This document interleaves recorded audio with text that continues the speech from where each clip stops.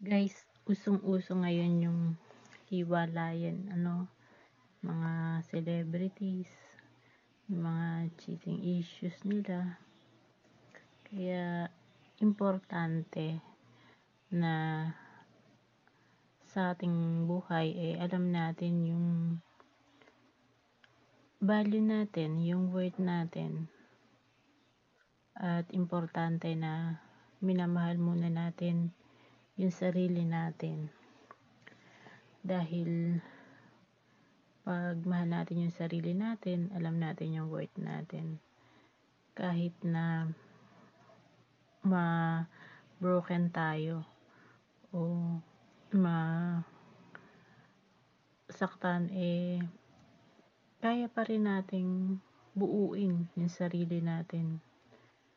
Siyempre, masasaktan tayo, pero at least mas madali tayong makaka-move forward, madali tayong makaka-move on kasi alam natin yung worth natin, alam natin kung anong pwede nating gawin, kaya nating mabuo uli kahit na tayo ay ulit-ulit na broken hearted o masaktan.